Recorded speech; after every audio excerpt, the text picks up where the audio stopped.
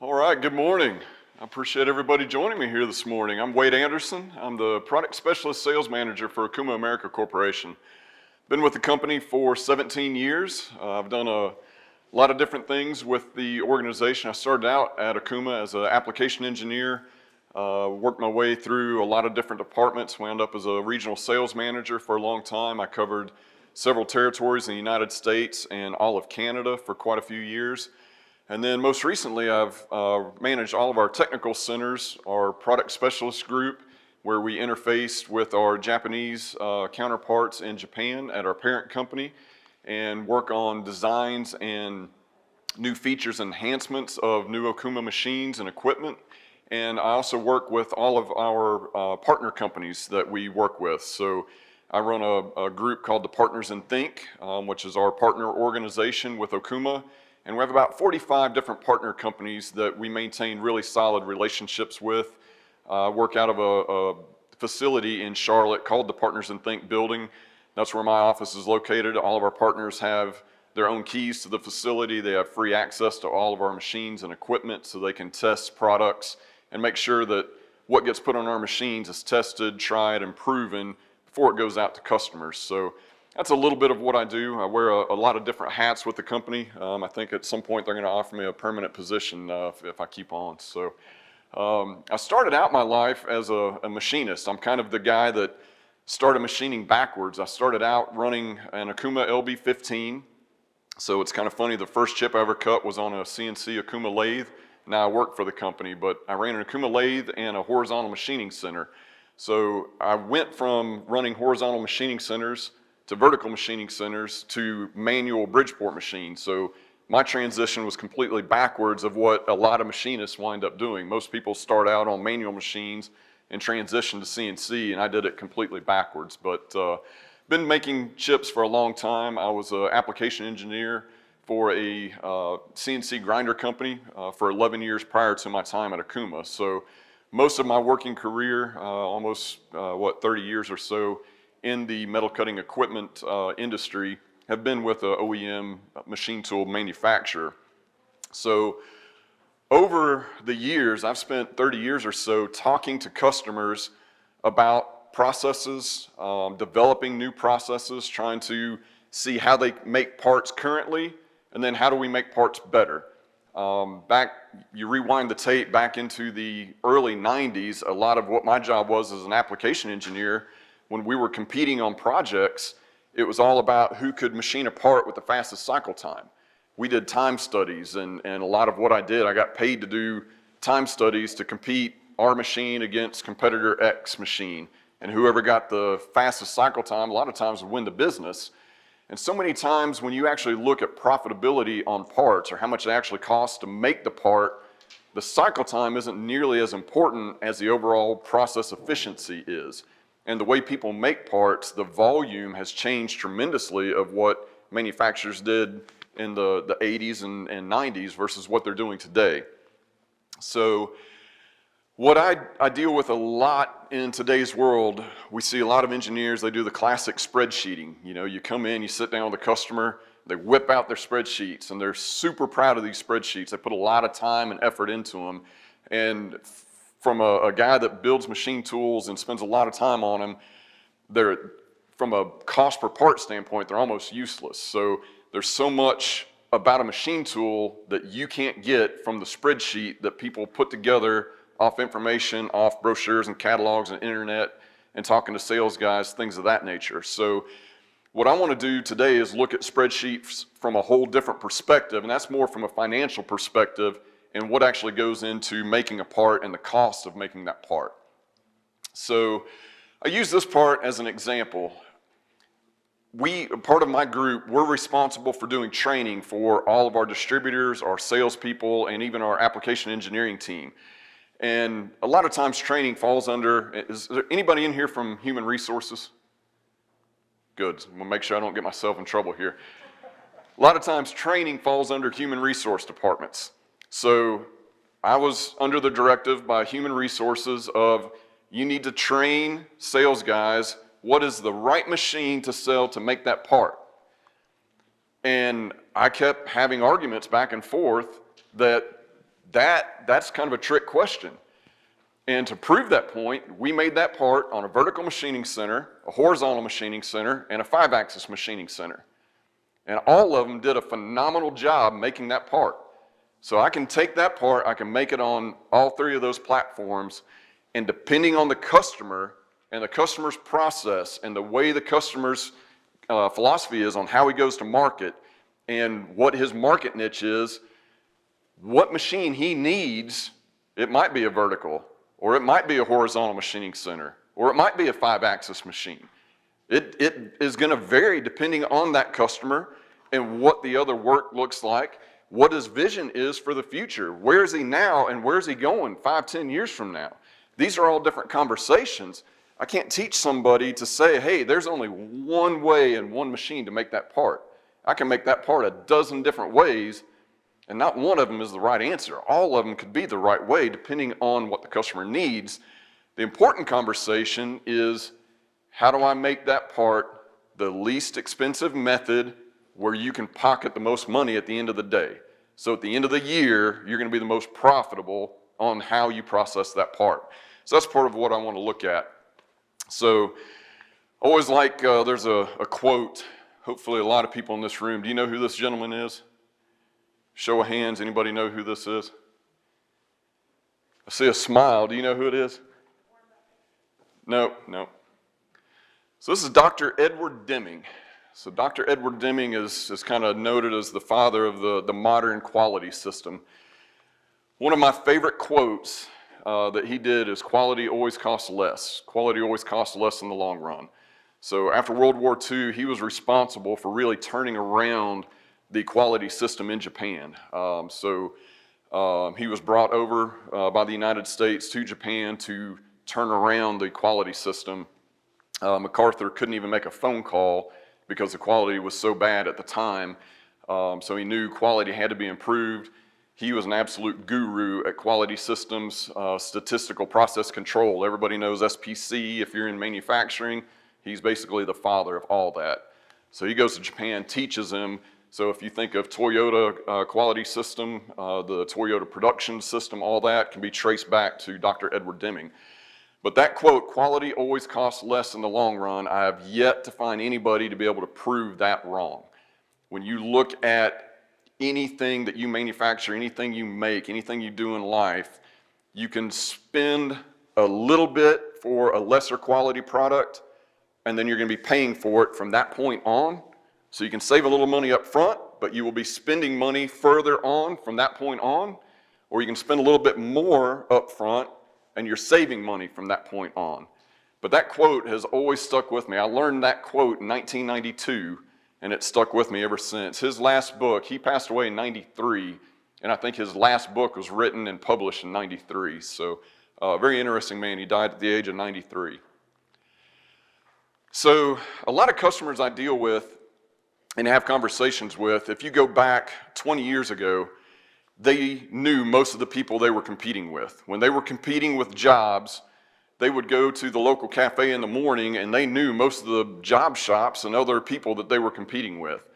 Those days are gone. They're competing with shops in India and China and Japan and all over the place. So the global perspective has changed tremendously, and you can't rely on what you've always done and the way you've always done things to maintain that competitive advantage.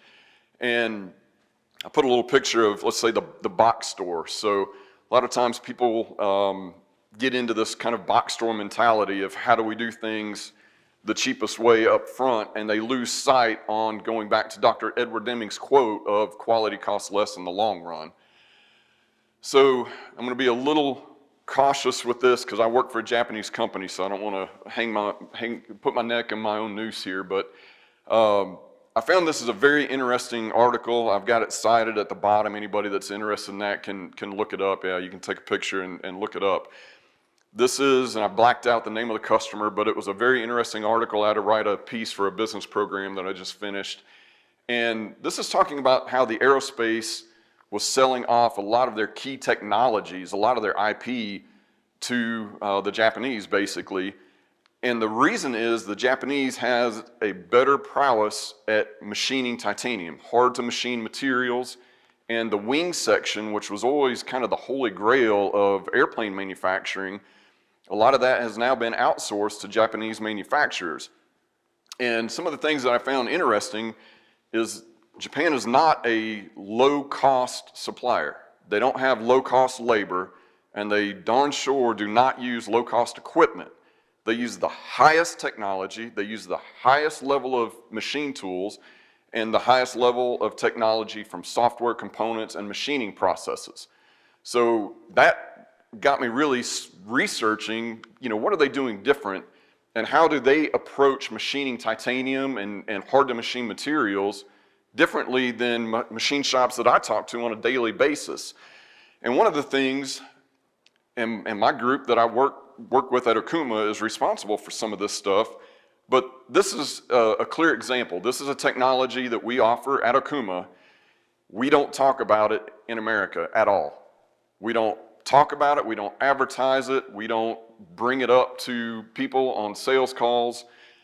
We don't quote a machine in Japan without this technology. But that's a difference in mentality, that's a difference in mindset, because this is a cost. You take a vertical machining center, this is a very high level technology, and what this does, anybody familiar with run out on a cutting tool? So what this does is it measures the run out on a cutting tool, and it will actually adjust the feed to level out the chip load, so every insert takes the exact same amount of chip load. So if you're cutting mild steel, aluminum, things like that, this type of technology doesn't really matter that much. You're cutting titanium, waspalloy, hastalloy, Inconel, things of that nature, this matters tremendously because of tool life. Cost of carbide alone can offset the price point of software like this in a matter of months. That's a very fast return on investment. But more importantly, it helps them making parts consistently, reliably, over a longer period of time. So if you have better predictability of what your tool life is going to be, how long that tool life is going to last, if your surface finish is better, you're saving money from that point on. You're saving money on the number of redundant tools that you need, the amount of carbide inventory, and most importantly, unexpected downtime from scrap and things of that nature. So that's just something that really caught my eye when I read that article, and I started thinking about what are technologies that we have. We build machines that we sell in other markets that we don't bring into America, again, because of price point conversations.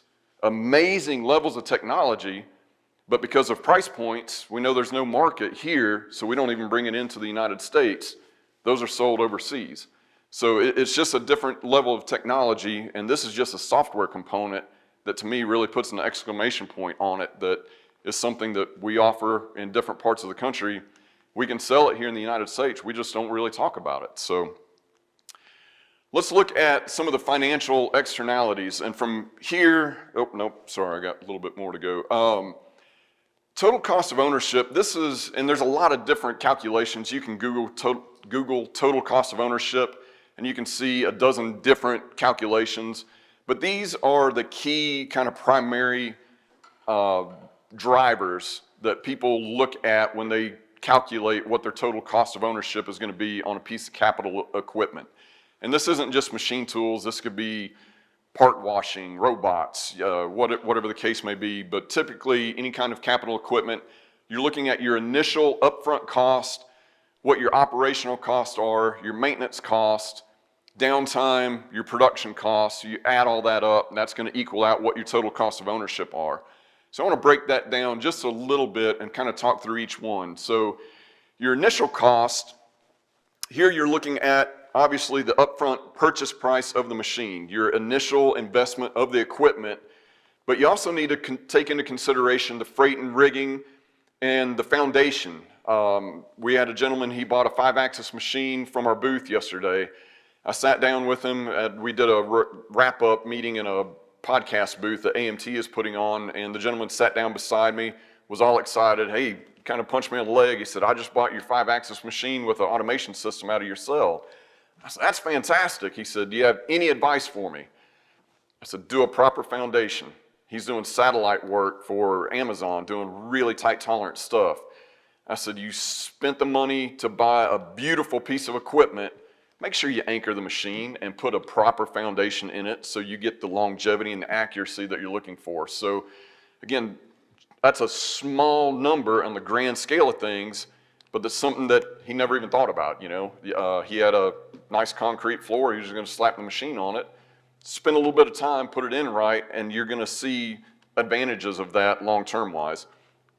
Foundations, air, coolant handling. Just had a nice conversation with a gentleman here with coolant. We had a customer I had a chance to go visit that's experiencing some issues long-term wise after the fact.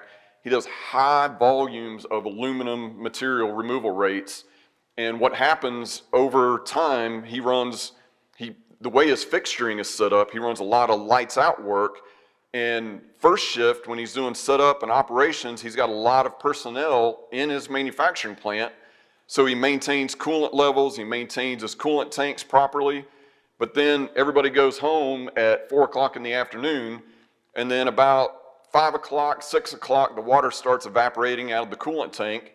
By 10:30, 11 o'clock, the coolant level starts to evaporate, foam starts to come up in the coolant tank, all of a sudden chips start pouring out, you start getting a snowball effect of problems. By about 2, 3 o'clock in the morning, then bad things start happening. You get chips in through spindle coolant areas and bad places chips shouldn't be.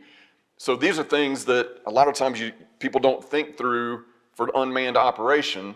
So this is an area where he's adding in a automated coolant handling system. I think it's called CoolFlex if I remember right, but it will automatically maintain coolant levels in his coolant tanks. He's got 67 horizontal machining centers in a line. So now through the night, this will maintain the water levels and coolant levels in his system. So these are things that it's upfront initial cost, but that's going to pay massive dividends by keeping his spindle running through the night. Operation, this is something that to me is extremely important when we look at the operation support, and that is the location of where your service is coming from. There is some super cool technology and equipment that's available out in the field, but when unexpected downtime happens, and it's going to happen, you've got equipment that has moving pieces of metal mechanisms, you have crashes, you have just different things that unexpectedly happen. When that shuts down, where is that service and support coming from? When your operator leaves through attrition or whatever happens, you bring somebody else in, you have to have training. How long does it take to get people in to do that training? Those are very important things. Keeping that spindle running, the common quote when you're in metal removing is, you're only making money if that spindle is turning. So if that spindle is down because the machine is down and you're waiting 3 weeks, 4 weeks to fly somebody in from overseas or to get somebody freed up from across the country to get out to service that piece of equipment because you don't have local service and support, that's going to offset whatever technical advantage or neat feature that you thought you were getting. Financially, that's going to be a really bad decision when it comes to what that capital investment was. So looking at that and what the experience level is super important because, again, that's going to pay dividends down the road. Maintenance and repairs, this kind of falls under the same thing, but size of the organization, what is their experience level, how do they train their staff? That's something that's critically important, is making sure that they're close by. And then warranty. A lot of times if you're purchasing equipment, this is something especially to look at if you're looking at used equipment versus new equipment. What's your risk assessment if you're looking at used equipment on the project that you're working on? How critical is it if that machine goes down? What does your warranty look like? A new piece of equipment, like our core products, we have a 5-year control, 3-year on parts warranty. You bring in a used piece of equipment, what does that look like? Is the savings, the dollar amount, worth that offset? If it is, fantastic, that might be a great decision. But if you bring it in, it pops a spindle drive and it's down, what does it cost to repair that spindle drive? Your downtime, does that jeopardize your delivery, your on-time delivery rates, and what does that look like from a financial aspect. And then the process itself, what advantages have you created with your cutting process? The performance of it, rework, part loading, automation, the predictive maintenance, having visibility of that cell. So I'm going to touch on some of this here as we go down the path, but being able to understand what is the reliability of that equipment. The cycle time, I'll touch on that a little bit as we go into the Excel sheet. Now I'm going to start kind of talking about numbers, but when we talk about cycle time versus efficiency, those are two things that we really want to weigh out. And then accuracy. Had a great conversation, a gentleman that I've known in this industry for 20 some years, does very high-end aerospace work. We had a conversation, he was looking at another type of equipment, gave him some things to think about, and he went down the road with another process, another style of equipment and a process. 8 months later, he came back, he lost the contract because they weren't able to hold tolerance. And when you lose a contract, a lot of times that's a relationship damaging experience. And since then, that entire operation that he ran is closed down. So those can be career making decisions and sometimes business making decisions. So those are things, sorry, I'm hitting buttons I didn't mean to hit. Those are things that we have to be cognizant of. Work holding is, to me, one of the key areas that sometimes can be undervalued or even overlooked. I had the opportunity to go to a large aerospace OEM company, and the fixture was absolutely amazing. I walked up, it was a mill turn machine. I know there's a gentleman here looking or has a lot of experience with mill turns. The fixture that they were doing, they're doing thin wall titanium components. The fixture alone was $135,000 just for the fixture. But that fixture, the way that they held the part, allowed them to reduce 6 different operations. The part was being transferred from 6 different machines.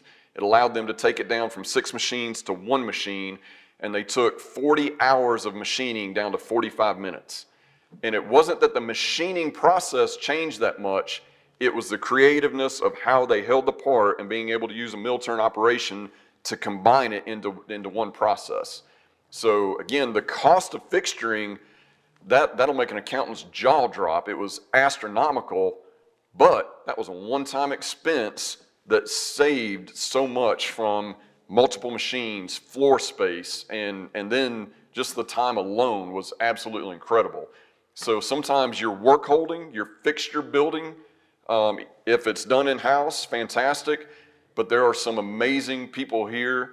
I've got partner companies that we work with that are absolutely incredible minds.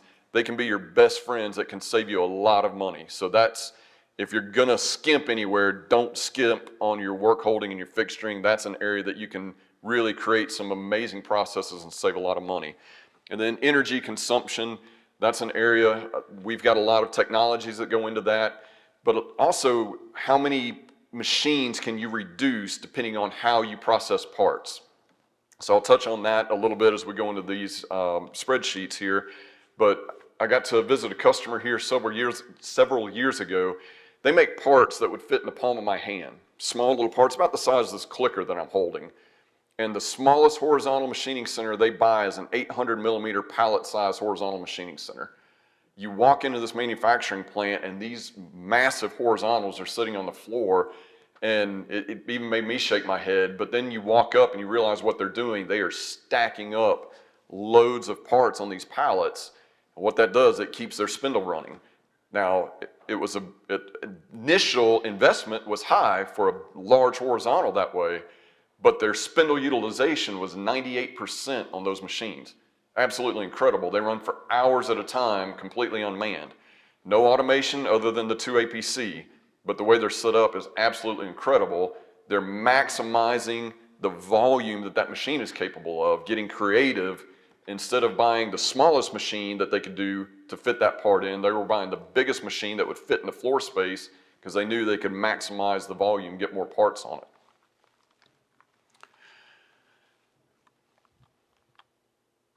So from here, I'm going to jump out to, I'm going to go through a different style of Excel spreadsheet. So instead of your traditional, let's look at two machines and look at the XYZ travels and rapid rates and things of that nature.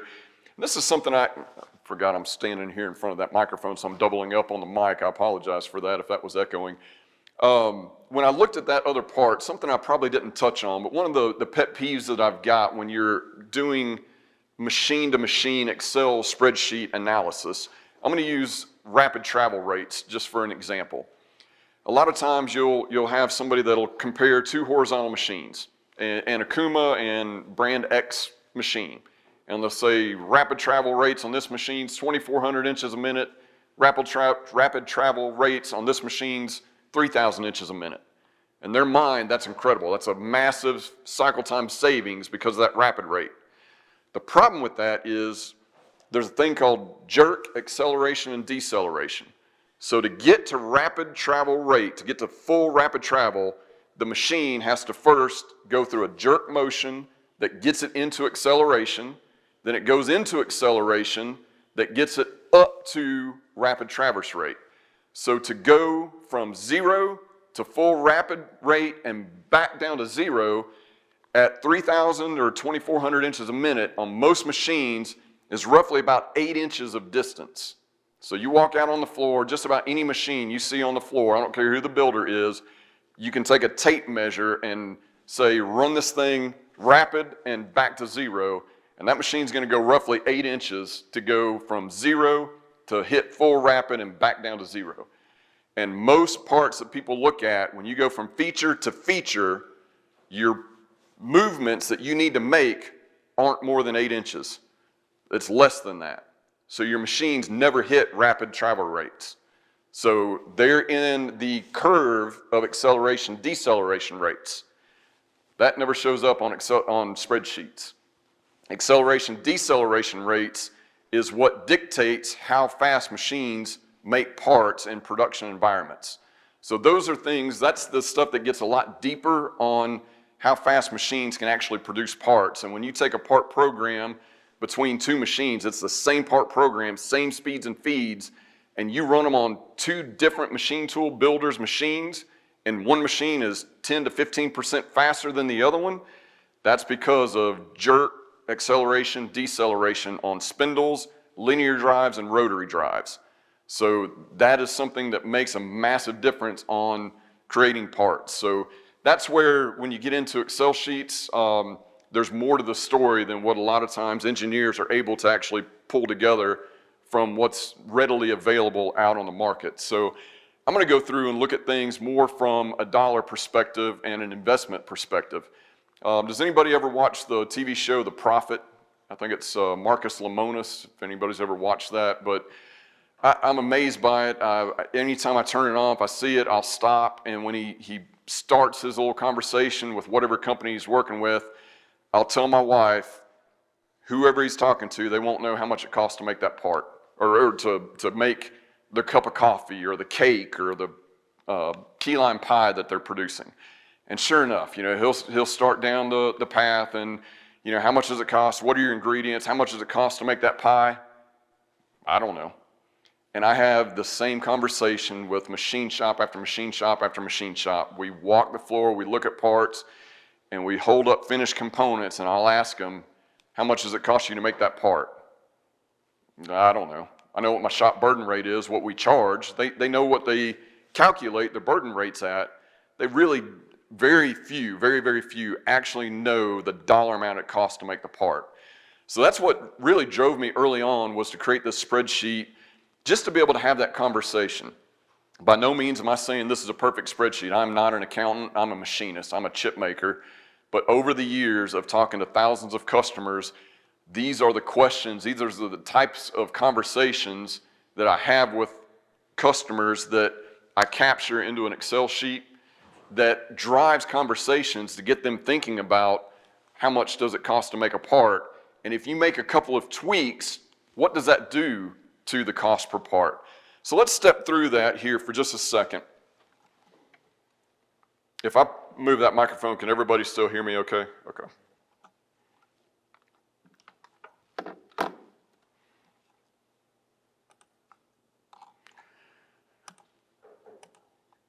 So I built this initially just to compare, and you can type in up here, this could be a single turret lathe to a twin turret lathe. It could be a lathe to a multi-function machine. It could be a vertical to a horizontal. You can think about it in any platform that you want to. It's really more of the numbers that you're looking at and calculating. So everything in yellow are inputs. These are questions that I would ask customers, and then based on their real world production and their volumes is what I would put into the spreadsheet to actually calculate numbers.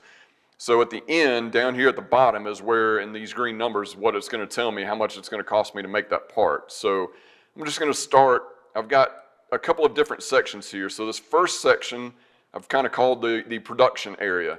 So I start with what's the volume of parts. So per year, how many parts is the contract that you're looking at? So just for an example, I put in 5,000 parts. The customer, give you a frame of reference, the customer that I went to that was having the aluminum chip issues, they do 25,000 parts per month. The volume is absolutely incredible, and these are all on horizontal machining centers. But so here I put 5,000 parts. Working days, how many working days per year are you calculating off of? And just for round figures, I just put in 340. The number of available hours that you're wanting to calculate off of. So this is paid employee hours. So if you have, say, one shift and you're paying that employee 8 hours for the shift, I would put in 8 hours here. Just for an example to start with, for unmanned operation, I'm going to say 0. So I'm not going to amortize any unmanned operation. This would be calculating it based on I've got an operator standing at a machine for 8 hours loading, unloading parts. And then the efficiency. This is an area that I break into two different sections. So we have the expected utilization, and we've done surveys with over 100 customers ranging from tier 1, the GEs and Boeings of the world, down to small mom and pop job shops that have 5 machines that are run by a husband and wife to see what is the average. And right now, the current national average that we have measured from our own survey is 34%. And that's an interesting number because most shops you go to will believe they're running 70, 75, 80% spindle utilization until you hook monitoring equipment up to it and actually truly measure it, and you realize exactly how low that number really is. So these are areas that you'll see really make a big difference in a small amount of movement that will swing numbers drastically. So the reason I break efficiency up into two sections is I look at efficiency, one, from your cutting process. What kind of fixturing are you doing? How long does it take you to move from part A to part B? As I mentioned earlier on, it used to be you could win and lose orders based on cycle time. And in today's world, it's more about high mix, low volume stuff. So how fast can I go from part A to part B? That's really what people live and die from. So if I can get my changeover time down to 0, I've got a massive competitive advantage there. And then my uptime, that's the reliability of the machine. So if I'm comparing apples to apples, if I'm running 70, 80% reliability on the machine, I would say that's average. Hopefully you're running machines that's super reliable and you're getting up into the 85, 90, 95% reliability range. Cycle time, this is and you could calculate this different ways. I'm just looking at cycle time per part, but if you're looking at horizontals and you're stacking up multiple parts, you could do this off tack time. So you could have those conversations different ways, but that's just the cycle time or tack time that you're looking at. And then the scrap rate. What's the scrap rate goals that you have, or what are you currently experiencing?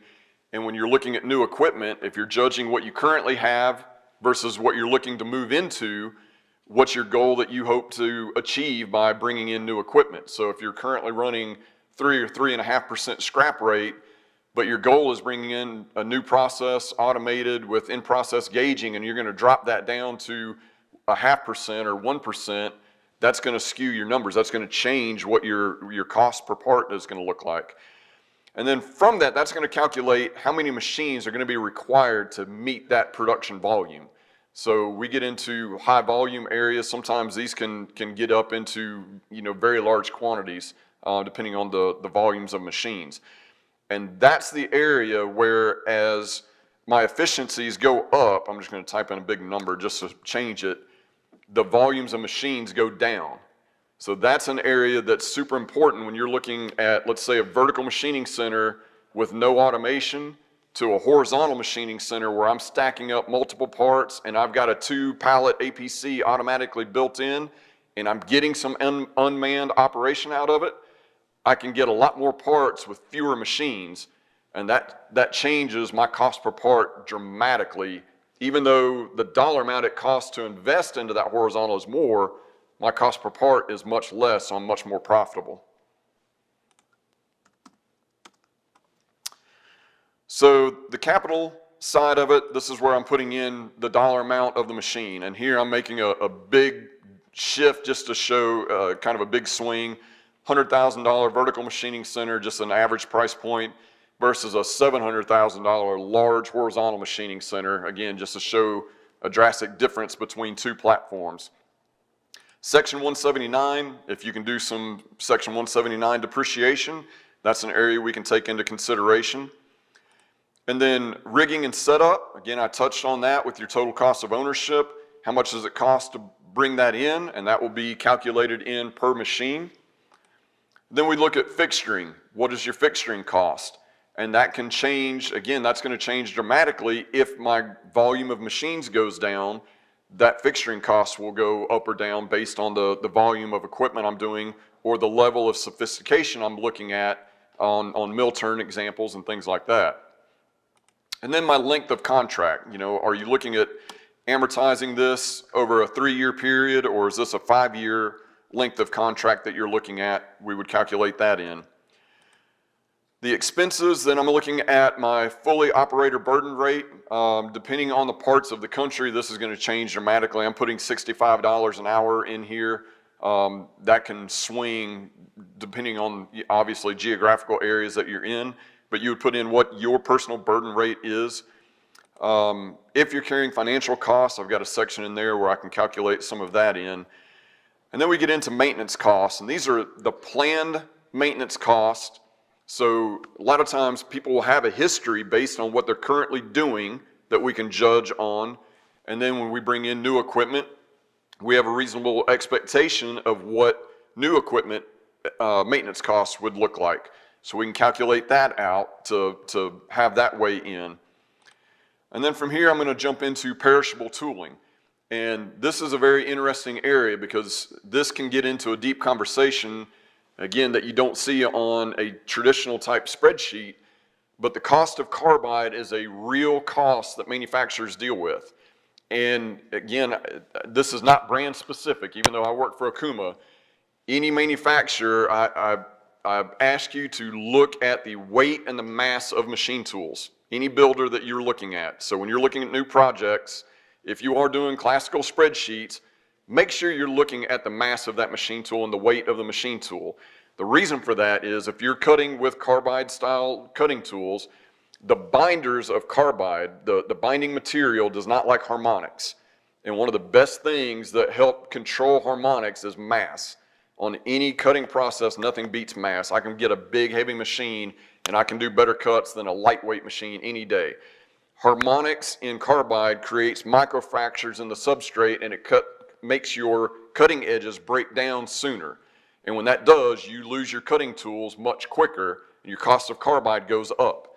So many times we have customers that justify the difference in price points on higher end equipment based solely on nothing but just the cost of carbide difference alone in 1 year's time. So that is something that again, I don't care if you're looking at any other, whatever builder you're looking at, judge machines on mass and see what that looks like and see what that tool life is going to look like. That's massively important to your operational budgets every year. Utilities, this is going to come into play, again, volumes of machines, and then your floor space. If you're in the Midwest, most of the time floor space is much cheaper. You get into certain areas, New Jersey and different areas, the value they put on floor space goes up astronomically. So that's an area that we're going to look at, because if I need 14 machines, 14 verticals to do the amount of work that I can do in 3 horizontals, that's a real dollar amount that I need to contend with from a financial standpoint. So based on this, I'm also going to put in what my selling price is for the part. So in this example, I'm using $185 as my selling price for the part, and that's going to calculate out what my profitability at the end of the term looks like for that process. So based on these numbers, I basically made everything identical between my $100,000 machine and my $700,000 machine. And you can see here, I am way underwater in that scenario with all things similar at $388,000, right? So if I took on that project and I bought new horizontals at $700,000 a piece, I'm going to go negative really quick on that. And that's where, even if my cycle time goes up, I'm going to bump that up to 30 minutes. But if my efficiency, I'm just going to move a couple of small numbers. I just jumped that from 35% to 50%. That's a small, very small increase, small gain. My profitability just went from negative to positive. Now I'm still a little bit under from where I would be with the vertical, but as I continue to go up, whoop, I fat fingered that. Nothing like trying to do this live, right? You can see as you bump these numbers up, dollar amounts start changing pretty drastically. So from here, I'm going to jump back into my PowerPoint.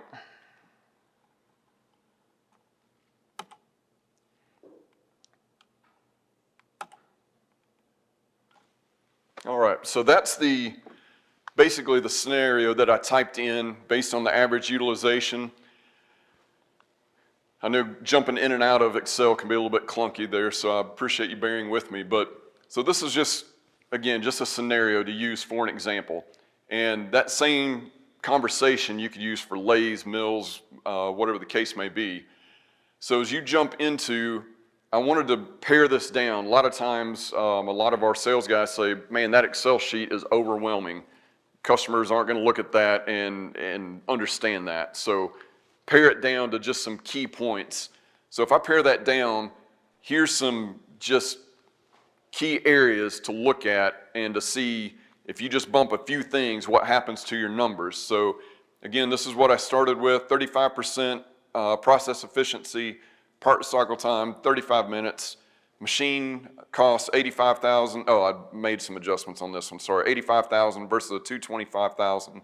Cost per part, in this example, it was going to cost $175 to make the part in the vertical process, $210 using a different process.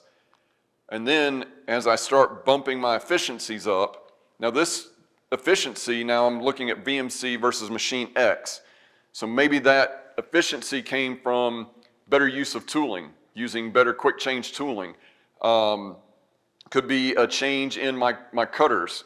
If you get a chance, what machine is that? M660, we're using CG Tech's Force software. If anybody's ever used Force, it's using the dynoed horsepower, and they're optimizing the cut. They took around 30% of the cycle time out of that cut. That has nothing to do with the machine tool. That has to do with the CAM software and being better at the process. That could come into play here, and you can see how that profitability jumped just from a 10% change in that efficiency.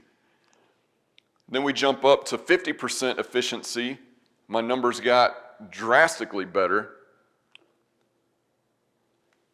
The interesting point, as you jump from 50 to 70 in this scenario, nothing really changed. So that's because of the volume of machines really didn't change. My output of cash flow for employees and equipment costs and things like that was the same from a volume standpoint. It's when I jump from there, if I add some unmanned operation, So here, this is where I would start talking about automation. If I throw a load and go Fanuc robot system in front of that machine, I'd put it on a horizontal with a pallet pool system where I'm getting, this is only 5 hours of unmanned runtime. This isn't a week of operation. This was just adding 5 hours of unmanned runtime. Look at the profitability at the end of that. It was an amazing jump, even though my dollar investment up front was much greater. So that's the side of it, that those are the conversations that to me make a much bigger difference at the end of the year of what's going to be in your bank account over what your XYZ travels and your rapid rates are and things of that nature. So how do we affect overall efficiency? I know I'm probably running short on time, so I'm going to run through these fairly quickly, but simple, but it's not easy. A lot of it's just getting back to fundamentals. I'm going to go through some things that these are the simple things that we talk to customers about daily. Efficiency, what is efficiency? You can look it up, but basically achieving the maximum productivity with minimal wasted effort. So as we look at that, how do we do more with less? That's something I know we deal with. I'm sure every manufacturer out there does.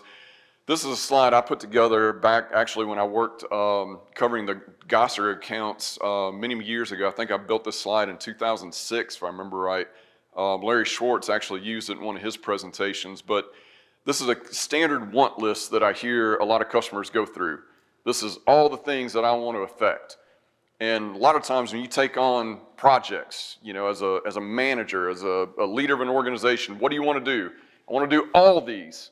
Okay, well you can't. You try to take on all of them, you're going to move the needle very little. Pick one and crush that one and then move on, right? So out of all those, if I was going to pick one, that's the one I'm going to pick. Improve that spindle utilization, because if I pick that one, the snowball effect, I'm going to be affecting some other ones on that list naturally because of that one. So from here, no excuses, write it down. Anytime that spindle stops, why did it stop? Now I'm going very old school here because a lot of times people say, well, I don't want my machines connected to the internet. I don't want things dragging off my control. We do ITAR compliance and whatever. There's no excuse. Put a flip chart out there and a Sharpie marker, and if that spindle stops, why did it stop? Write it down, capture that. Beyond that, obviously, all controls nowadays can be connected, every one of them. I don't care who the builder is, you can connect that control. MT Connect can get data off of it. There's free, this one that I'm showing here, that was a free monitoring software that you can download for free, run it for 90 days as a trial piece. Do that, start there before you make investments in higher levels of connectivity and shop monitoring things. At least get that benchmark to see where are you currently, what is your real, true measured values, and then from there break it down to where are your weak areas, and then start approaching those weak areas. What's the low-hanging fruit that you can attack that's going to move that needle and drive your efficiencies up? So this is just a quick kind of overview of Connect Plan, some of the things that you can see from that from a maintenance operation standpoint. That gives you the tools to visualize what's going on your manufacturing floor, when maintenance is needed.